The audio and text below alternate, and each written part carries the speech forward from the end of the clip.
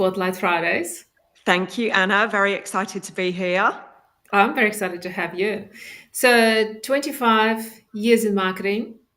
You worked agency side, in house, and as a consultant as well, guiding marketing teams through every shift that there is to navigate. But I am pretty sure that you would agree that AI is just another very big shift for you to navigate. And I hear you're doing it very, very well. Thank you, Anna. Yeah, absolutely. I think there's one thing to be sure, having worked in marketing for so long, nothing has stayed the same for a while. We've got to be adaptable creatures, don't we? And curious. There's always something new. But yes, I've been in marketing since that very first shift when we had to, the last big shift, I suppose, when we had to go from being print media and billboards and TV ads into the world of digital. And I remember back then, people being a bit skeptical and thinking, is this online stuff going to stick around? Is this goggle thing really important? And we had to really shift and evolve and change the whole ways that we worked and connected with customers. And then over the last 20 years, there's always been something new, hasn't there? Whether it's adapting to search or learning more about mobile, or how do we get better at our customer data and connection points. So there's always been new channels and tools, but the fundamental shift that AI brings really is different, because it's this whole layer underneath the whole ways that we're working. It's not just a new channel or a new tactic or a new way of connecting with customers. It's really unlocking and enabling totally different ways of work, which is why it's very exciting and, really glad to be here leading teams through it. I think you're right about curiosity. It seemed to be the theme for me this week because it just keeps popping up across so many conversations. And I think it's so important for marketers, for us, people in this profession, that we've been here for a very, very long time and seen so many, to your point, shifts and transitions, that it is so important for us to stay curious because we don't know everything, but we know how to navigate the changes because we've navigated quite a few. That's it. And we're extremely good in marketing at being curious. We have to be curious, don't we? Every ad that we put out or every campaign, we're testing, learning, evolving, and not being afraid to fail. I think that's a really important characteristic at the moment, that often we'll work with teams and they've tried something on AI and it didn't work. And that's part of the process, isn't it? It's part of the learning process. Every time we go and run a prompt or try and build our first little mini agent or assistant or map a workflow, it's not always going to get it right first time, but that curiosity and that adaptability to say, well, what did I learn from that? Why did it work? Why didn't it work? And just that curiosity to unlearn to relearn. We've got to rethink. There's we talk quite a bit in a lot of our workshops and talks that we do about, there's a concept from Adam Grant. Adam Grant is an incredible behavioral Love Adam. Yeah.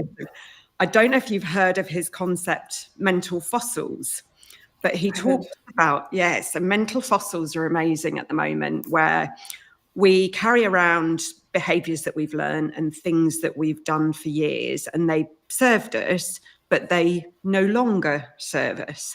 So a great example of a mental fossils moment was actually COVID. So if you think pre-COVID, how many of us worked in businesses where they said, oh no, you can't work from home. We've all got to be together in the workplace. It's not safe. We can't build culture. We're not going to be productive. And then COVID hit and we all of a sudden had to adapt overnight and change our whole ways of working. And AI is like our next mental fossils moment, where there's previous ways that we used to do things that might have worked, but just because they used to work in the past, it doesn't mean they're going to serve us moving forward. So that curiosity and that ability to kind of unlearn the way that we've done things and be able to almost write a new rule book of saying, well, if I could walk into my job tomorrow, which bits would I not want to do versus what do I love? That's open to us now. So it's unlocking some of those mental fossils that's going to help us move forward. That's a great term for it. I'm going to steal it from Adam and from you. Thank you for mentioning that. But I think, any disruption like this, it's a very healthy thing to do because we do have to have a look at the certain processes, the way we do things and the way we should or should not do them. And I think we should never be complacent and stuck in our own ways because the world doesn't operate like that. The world is just moving forward. Well, with the major two wars going on in the world, it feels like backwards. But outside of that political situation, I think the shift is tremendous. You have a lot of credibility. You've trained about 10,000 plus marketers across 20 plus countries. I stalked you on LinkedIn. As you know, I've done it for a very long time. So I read your bio. And it's incredible what you've managed, you and your husband managed to achieve as consultants in such a short period of time, because there are quite a few people pointed me towards you in your direction. So, and I agree, we had a great chat and you have so much knowledge and experience and expertise. And I wanted to bring you into my community so you can share it all. So I do have a few questions for you. And we'll see how we go. I have many questions, and anyone who joins us live, you're very welcome to ask us questions as well. So we'll see how we go for time. Do Perfect. you think there is pressure for teams right now, for marketing teams, to move fast and adopt AI quickly? What is your view? Yeah, 100%, Anna. I think that we as an industry have been under so much pressure to do more with less. We've been under budget scrutiny. We've been trying to get across so many channels and so many assets that we've just ended up getting onto a little bit of a marketing hamster wheel, haven't we? Where there never feels like there's enough hours in the day, and there never feels like, we've got to the end of our to-do lists. So the slight challenge with introducing AI into that already very pressured pressure cooker environment where we're kind of exploding with everything we have to do. The downside of AI is it actually enables us to do stuff faster, but faster doesn't mean better. So what we're seeing in a lot of organizations and teams at the moment is probably two things. Number one, people have been given the tools, but without any real training. So we've been, AI has been rolled out in the organization, and we might have been given licenses to a number of different tools that have got AI embedded in them, but we haven't been shown how to work with them effectively to get good results. And we all know, AI slop, as it's being fondly called, stuff that sounds like AI or looks like AI is not doing us or our brand any credit. But because marketers are under this dual pressure of just do stuff faster, and we've been given tools where we haven't necessarily been trained to get them to support us better, the temptation is that we will just turn to sort of, the quick tactics to get content out or assets out across our channels, but actually it's diminishing our brand value. So we need to be able to slow down and use AI in the right way, that it helps us amplify our thinking and our creativity and our connection with our customers, not just do more with less. Yes, I like your view on, in this instance, that faster doesn't mean better. And we need to be very careful how we assess the situation and the whole privacy points around it, and follow the guidance from the expert like yourself. You talk about the messy middle, where teams use AI individually but fail to translate into a team wide uplift. What does it look like in practice, and why are so many organizations stuck there? Because I know that everyone's got ChatGPT or Perplexity or Claude as an app on their phone. So individually, there is a wide adoption of those AI tools, but not when it comes to the team environment. What are your thoughts around that? Yeah, absolutely. So the messy middle we describe as, we've pretty much now, when we're working with organizations, we've got some kind of strategy from the top. We know that AI is really, really important to us as an organization. It's going to enable us to do better marketing work. It's going to unlock a lot of additional efficiencies in our organization. And then we've got at the bottom level, individuals, as you say, pretty much most marketers we speak to now are using AI in a day-to-day basis. So whether that's summarizing copy or creating assets. The challenge is to scale, we've actually got to go backwards to go forwards.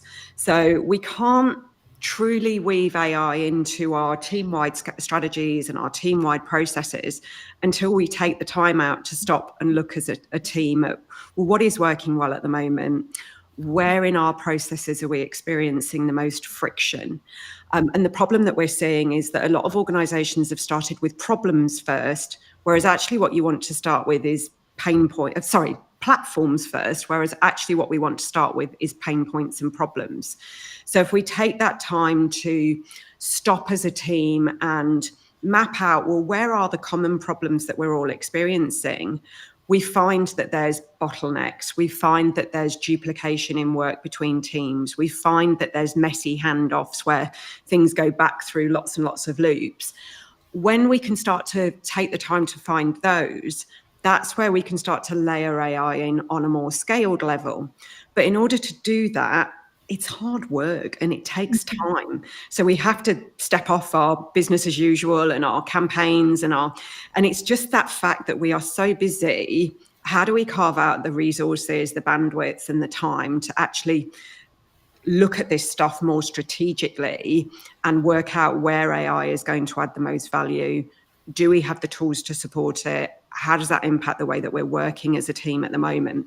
So we're seeing a big sticking point, and it's a natural stagnation point that every team's going to hit. You can get so far with individual productivity, but to truly scale and unlock the value of AI, we've got to stop working in individual silos and start looking at collectively as a team what works strategically, where are things broken, and how do we map those processes that we can bring AI in better to uplift all of us and support all of us. So it comes back full circle to training time, planning days, skill sets internally to be able to lead that change.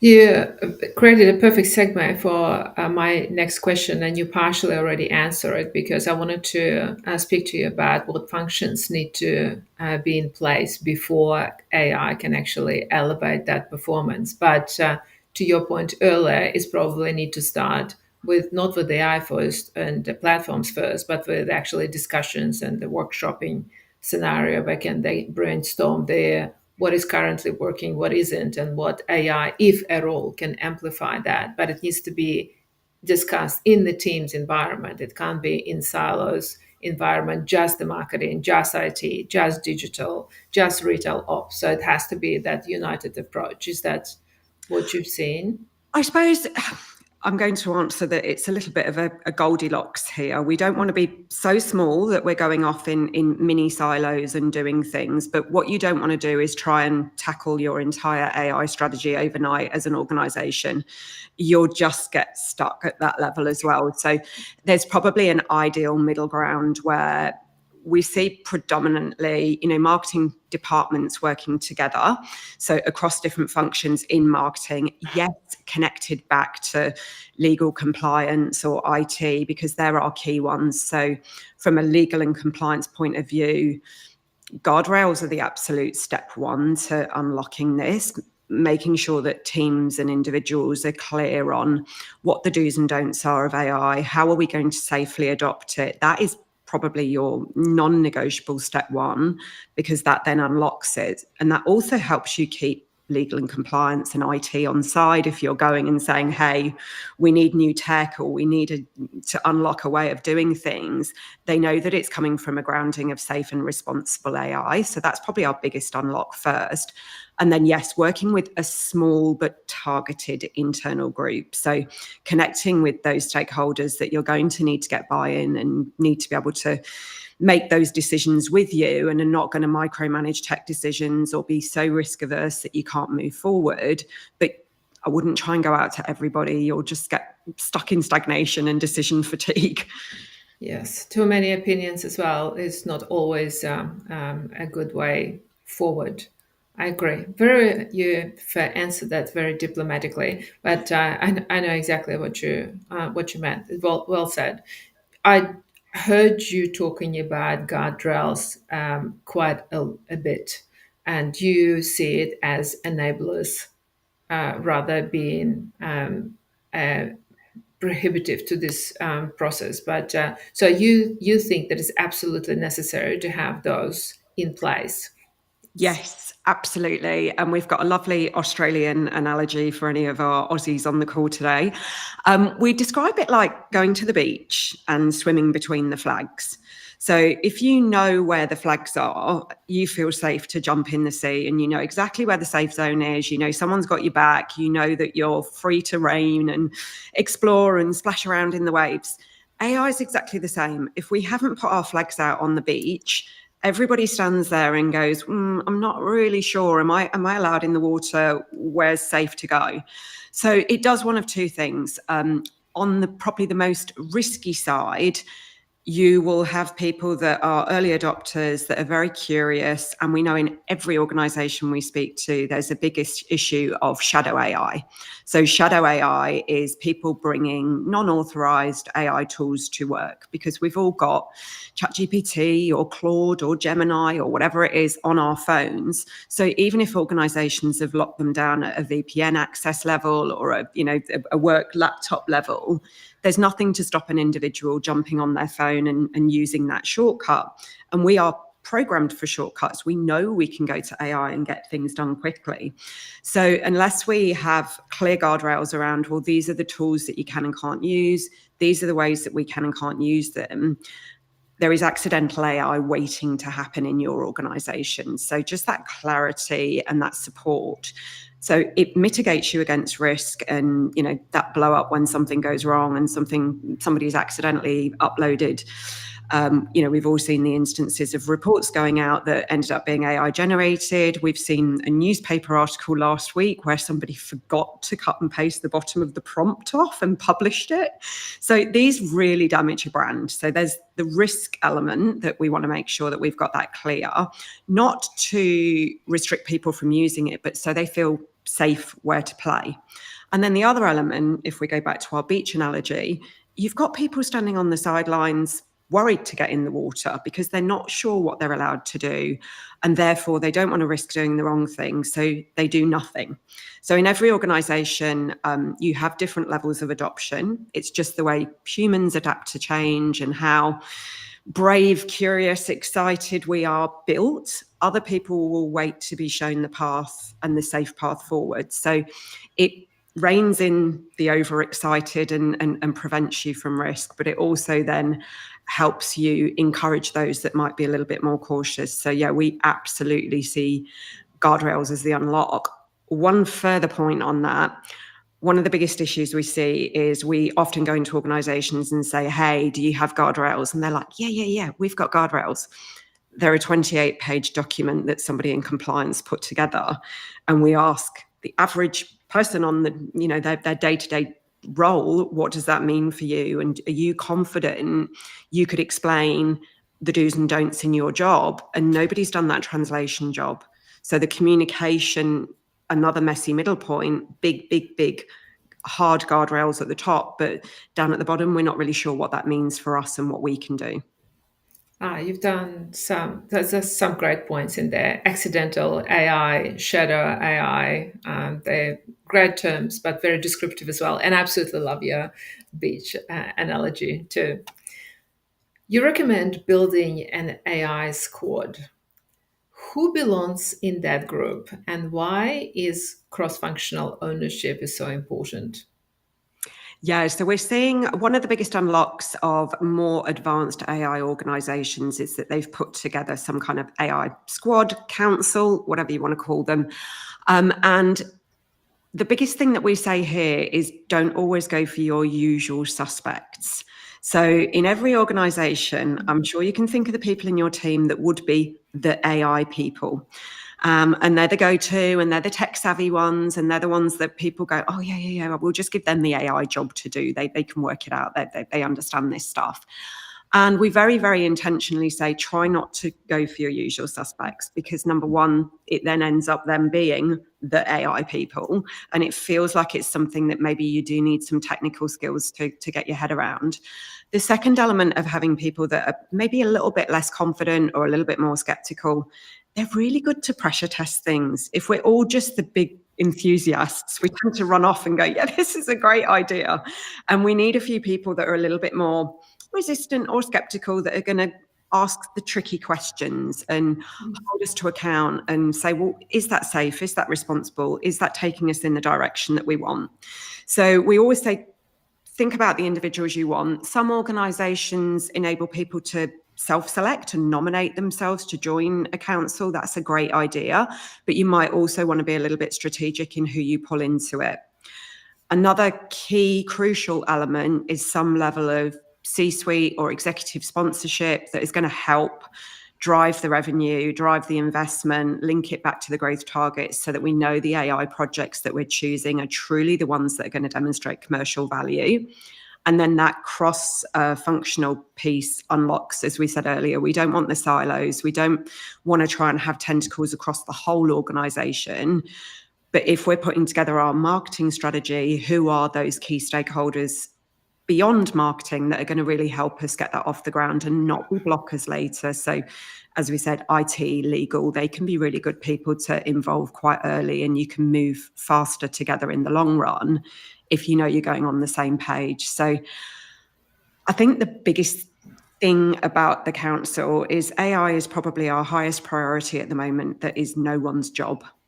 And unless we carve out some bandwidth and resources and say to people, you can allocate a certain amount of your time every week to trying to figure this stuff out, we're simply not going to move forward. This is such a good point. I wouldn't think of it like that before you mentioned that whole how to put AI squad together. But I think it's so well put that you should have one enthusiast, but one skeptic as well, that they can bounce off each other. And the fact that AI is no one's job, you almost talking about customer ownership. It's like, who owns the customer? It's no one's job. It's exactly the same scenario. Yeah. Well, thank you for that. I will never look at it the same way anymore. AI enthusiasts and AI skeptics need to be in one room together. This is brilliant. Thank you. So, as you may heard, there is still fear that AI will diminish creativity. How do you help teams shift toward a human plus AI mindset? Yeah, it's a big risk, Anna. We've been outsourcing our brains for years. It's human habit. And it links back to that point that we spoke about at the beginning. Because we've been so busy and so under pressure, if you offer me a tool that enables me to do more with less, who's going to say no? But the problem is that, yes, it's already been shown, and we've already seen the studies, haven't we, that, there's plenty of headlines that have been out already. AI is making us dumber. AI is a crutch, not a tool. We're outsourcing our brains. We have to be truly intentional. So if you think about it a little bit like Google Maps and the GPS effect, I don't know about you, but I've become very, very dependent on my Google Maps in the car. When I previously Absolutely. lived in Melbourne, I had my Melways and I would navigate, and I had a much better sense of direction. The fact that we now rely on Google Maps, we've actually dimmed that ability in our brains. So it is true, it's a muscle. And if we over rely on AI to do things for us, then we lose that capability. So the way that we educate teams is we're not about human or AI. We're about being really intentional about, well, where do you use AI to emphasize and amplify your own actual intelligence? So it's being pretty mindful about where you bring it into processes. And the creative process is a perfect example. AI doesn't have that really deep, insightful understanding of our customers.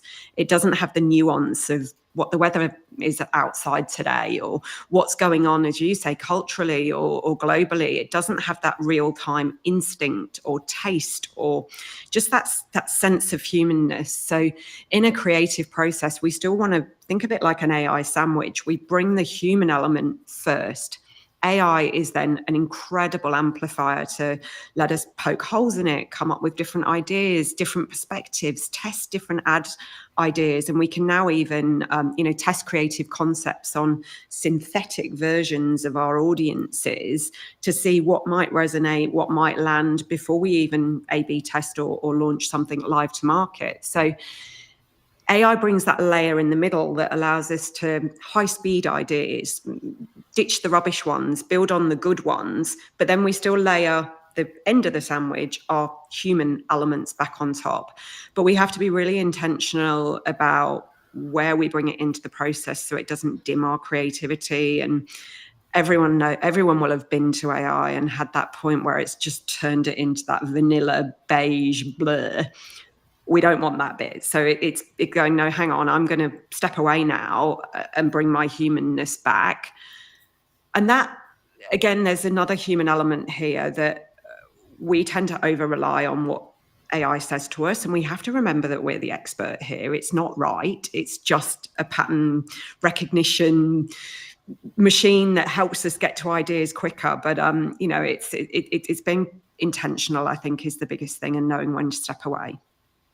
Yes, but at the same time, don't you think it's such a good idea for humans to stand out from other humans? Because it, everyone can put vanilla stuff into AI and it spits out vanilla, but you can see the difference though Yep. from the where it's been used wisely to maybe amplify that the format and the content and the grammar, what have you, or where it was just purely extracted from AI. So you can immediately pinpoint the difference, and you can see who's doing the real work and who doesn't.